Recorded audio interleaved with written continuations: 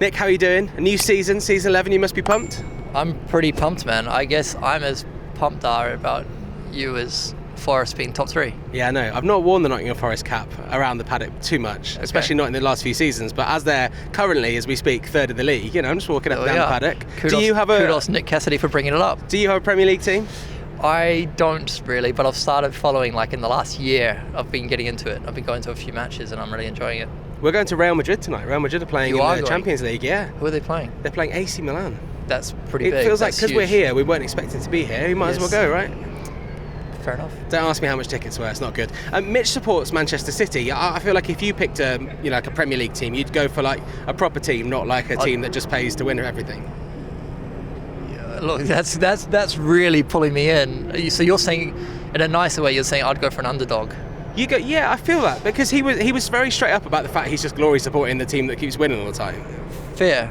How did they go on the weekend against Bournemouth? Oh, I think they lost, yeah. Did they? Yeah. So I was really surprised about that because I thought Arsenal had a big loss with Bournemouth, but maybe Bournemouth's a team to go for. Yeah, okay, maybe that's Sam Bird will take you to see Bournemouth one day, I'm sure. Look, obviously, the season 10 didn't end how you wanted to, but you've had a lot of time to get that out of your mind and everything. What have you been up to between then and seeing you now here at testing?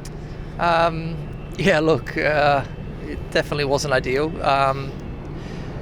I got away for a bit in terms of from motorsport. I stayed at home. I travelled around visiting a few lakes and little bits and pieces together with my girlfriend. We laid low this summer. It was quite enjoyable, but from the start of September I've really been switched back on. I'm fully motivated for season 11. I'm at the factory every week. I'm on the sim as much as I can. I'm fully immerse myself with this team and this powertrain to try have another great season for me. That's the way to do it, right? It must be quite hard to get over kind of negative stuff, and obviously we're looking forward now. We're going to be positive. Some positive changes to the car? Look, everyone's trying to bring updates. We've definitely got work to do. I think it's a kind of a unique position for us where we've probably been the reference. We've had one of the 2 strongest cars the last 2 years. At the moment, it looks like our opposition is really, really fast, and so, yeah, I almost feel like we're the underdogs and got some work to do, but that's also quite exciting. Hey, you came at it the last season like Manchester City, and that didn't quite work, so maybe coming at it like Bournemouth might be the way to do it, right? Thanks, mate. Yeah? Thanks. I think that's a compliment. Thanks. There was meant to be a compliment in there somewhere. Yeah. What do you make of the new front wing? Obviously, there's been a lot of talk about the old front wing and how it ended up underneath people's cars, mainly Ollie Rowland's car, it felt like. What do you make of this new front wing? Is it going to be sturdier? Are we going to see, I know it's hard to say right now, but it looks sturdier to us. Yeah. Probably have to remind me. Your face is saying no. No, probably have to remind me what's different about it. I don't know yet. I look at the technical stuff, not the bodywork. Okay. It's just less kind of angular in a way that makes it look like it's all one piece and a bit stronger rather than that's bits bolted together. Sounds like you're giving a lot of compliments. That's good. I think it looks great. I'm not driving that thing. Okay. That thing. Well, let me talk about something that you will like then, right? The 4-wheel drive. You can tell me something about that. 4-wheel drive. Look, impressive. It's probably one of the aspects that we've got to work on a bit as a team for tuning. A couple of other manufacturers obviously do other championships that implement 4-wheel drive, so a bit for us to catch up on. But to drive, look, performance of the car is really, really strong, really a big step forward, and pretty incredible the traction that you get from it.